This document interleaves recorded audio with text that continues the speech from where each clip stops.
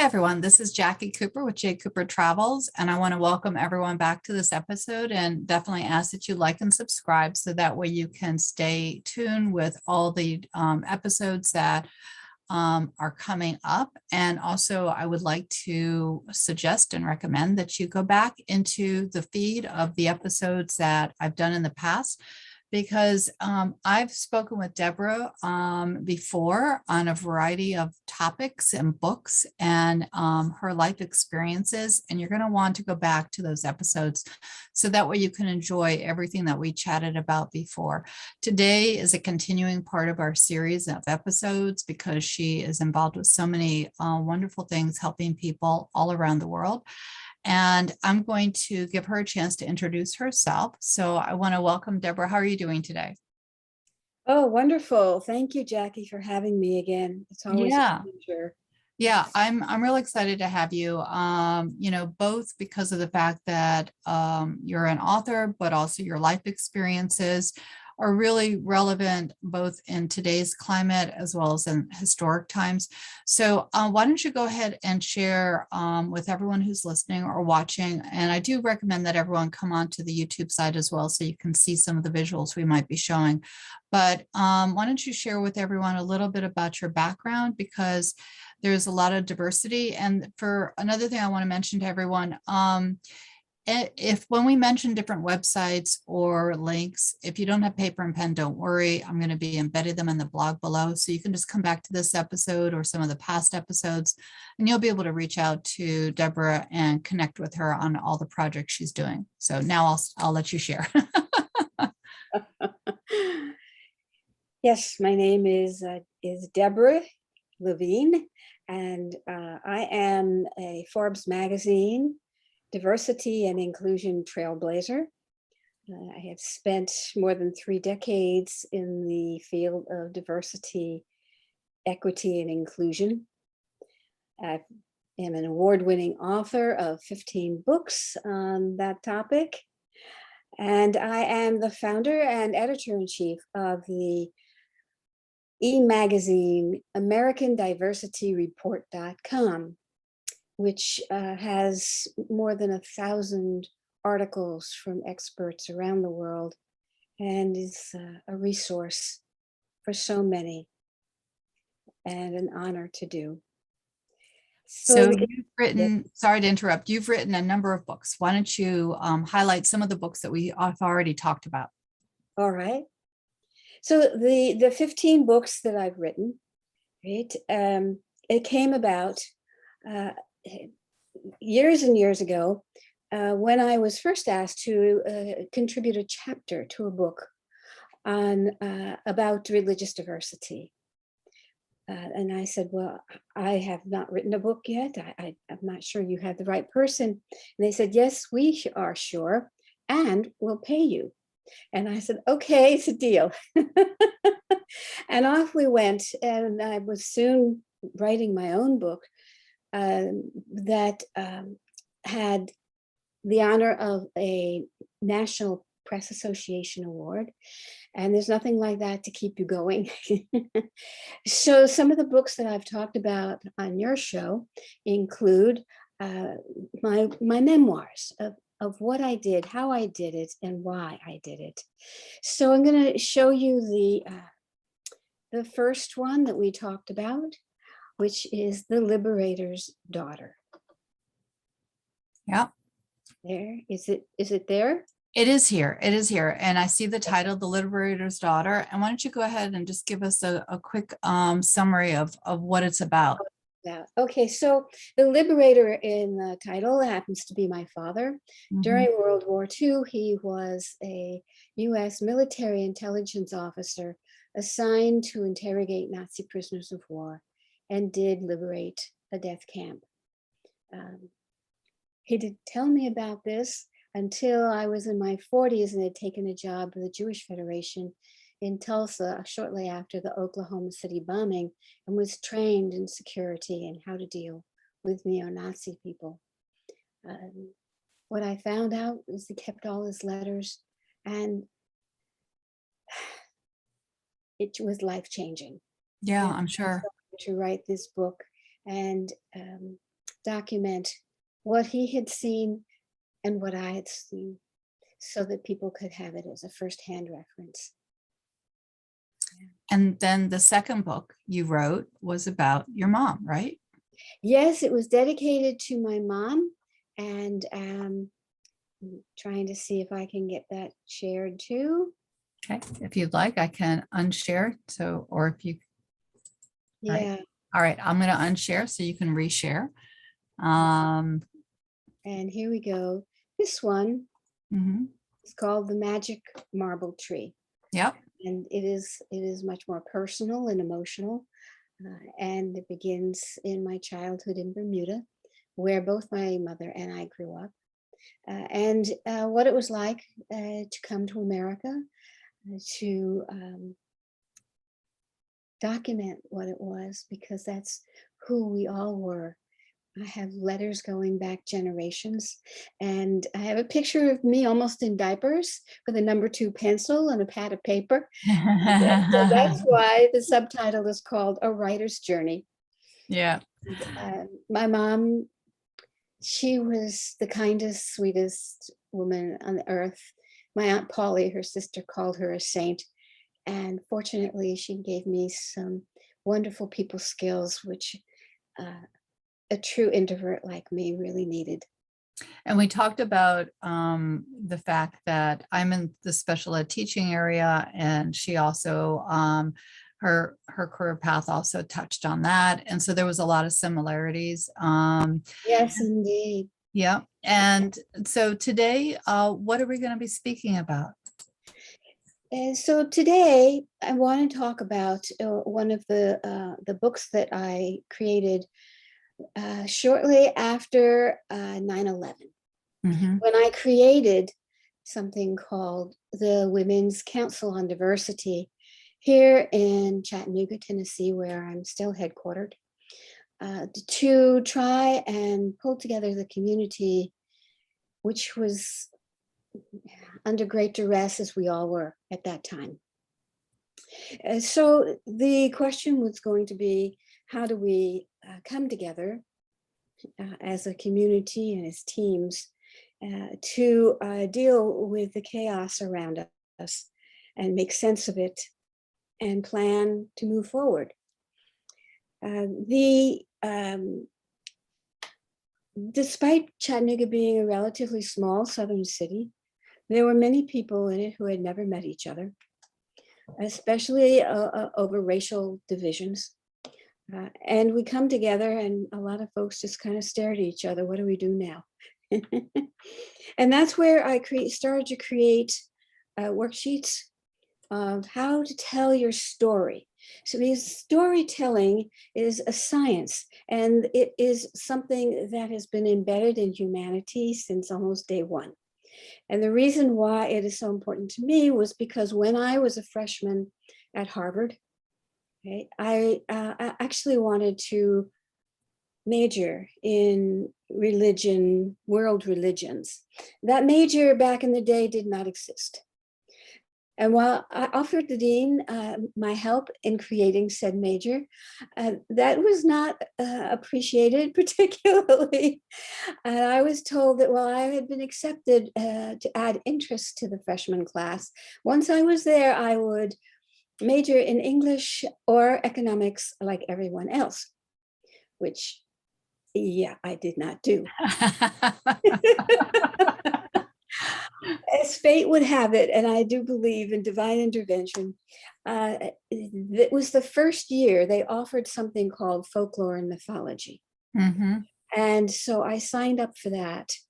And you were able to kind of pull together different courses to make up a particular segment of your interest in that, which was, to me, cultural anthropology. And that ended me back where I had hoped to be in the first place, which is Harvard Divinity School. So it's about how people think, what they Yep. believe, how they communicate, and the stories that we have through centuries, are still alive in us, right? How does that happen? So I started to teach that, and we would do lunch what we call brown bag lunch. I said, bring your own.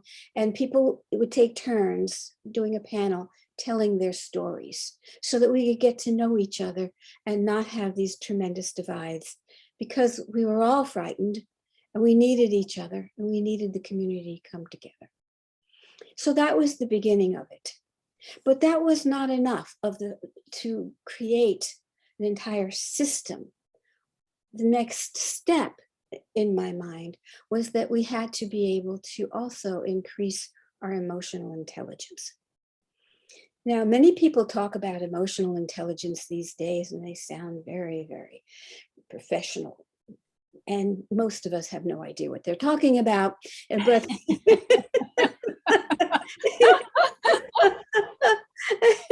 except to say, don't do something stupid, right?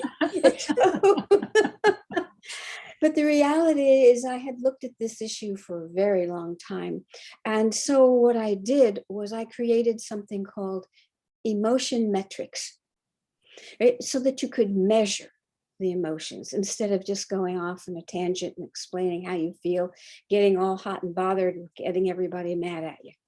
So we did the storytelling, and then I asked them to adjust the story so that the ending was either ideal paradise, number one, number two, okay, tolerable, number three, manageable, but not comfy, and number four, nightmare. Right? So that they could put, and the stories didn't have to be real, right? I just wanted them to be able to put a number to how they felt. And I told them it takes 3 weeks to create a habit. I want you to use this process for 3 weeks every day at some point. And so we started to look at what we now call the neuroscience of it, right? How your brain works, how your emotions intertwine with your stories and your thinking and your ideas. And it was wonderful. And we would have huge conference rooms full of people, right? Around round tables. I'd like to do 6 to 8 people at a time, sharing stories with the emotion metrics. Okay, everybody give your number one, give your number two. Okay? There was one funny scene where I had a couple in one group, and they were reading what they had written. The woman says, "Oh, I'm going to be in my ideal place on the beach with my husband." Right? Then he read what he wrote, which was, "I'm going to be in the mountains with our dog." Now that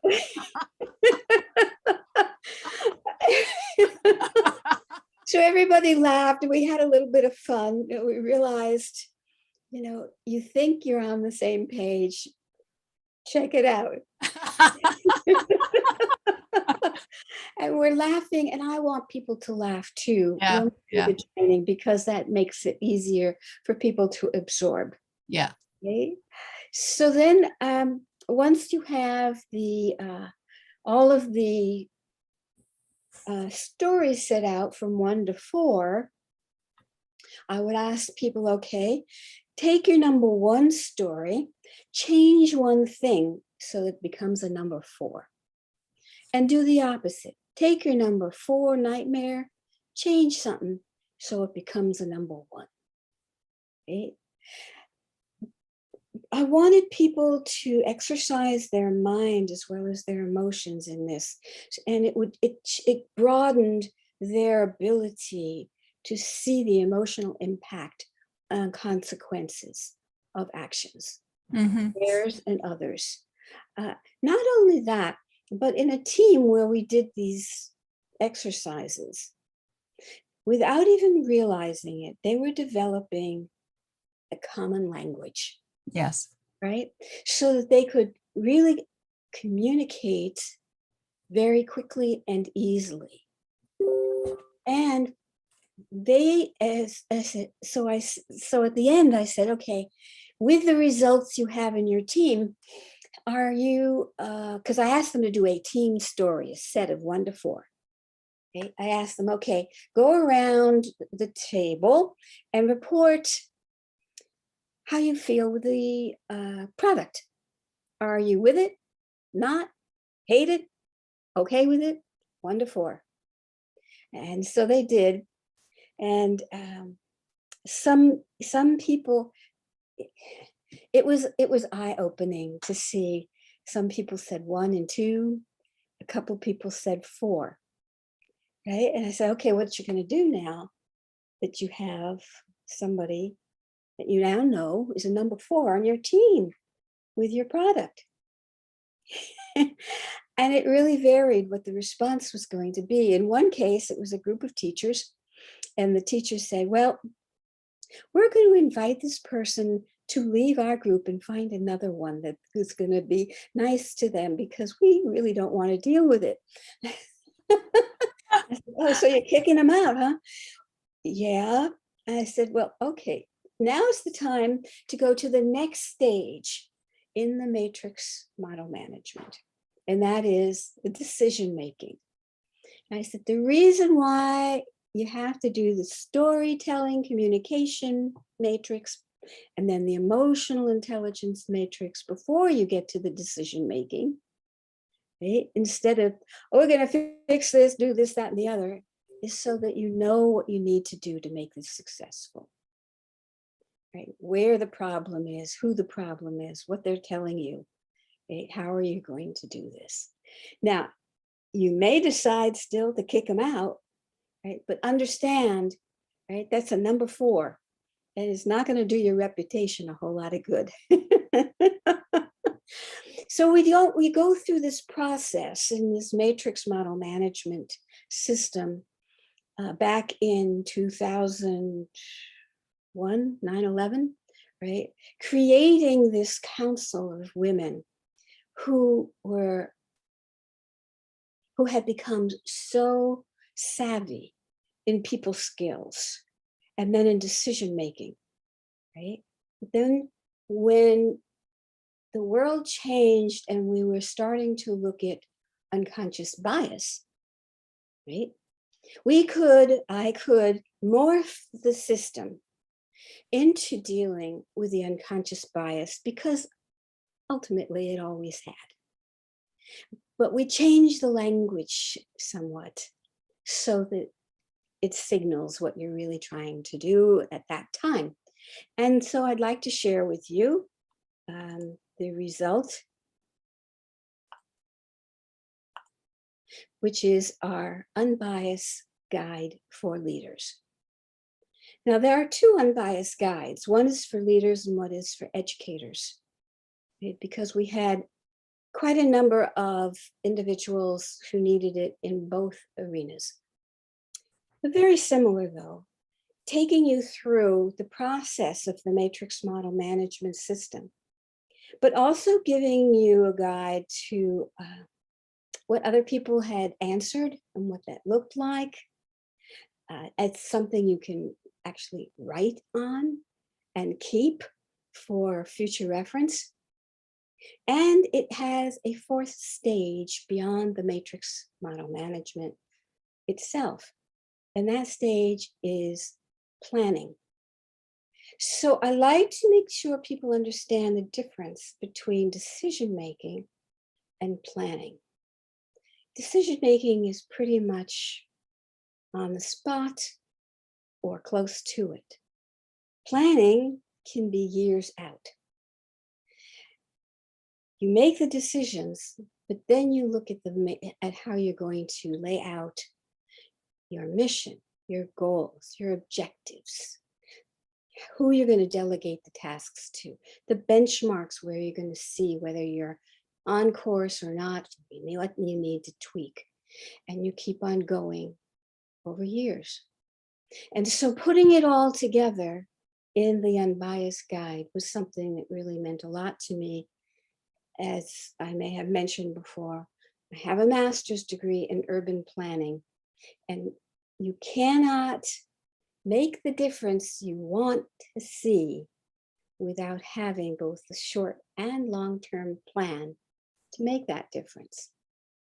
And so that's part of, of changing unconscious bias to conscious decisions and giving people the ability, right, then to communicate emotional intelligence, smart decision making, and then effective planning.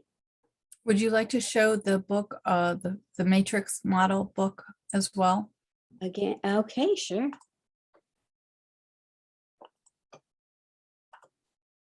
Yes, because that one we hadn't shown at the beginning. So Yes. this is the for those that are looking on the YouTube side, this is the Matrix model, the Guide to Cross-Cultural Wisdom. So you shared an awful lot, which is wonderful. Why don't you go ahead and share the website where everyone can look at the books and what you're doing? Sure. So if you go to my website, which is AmericanDiversityReport.com, you'll see on the left-hand side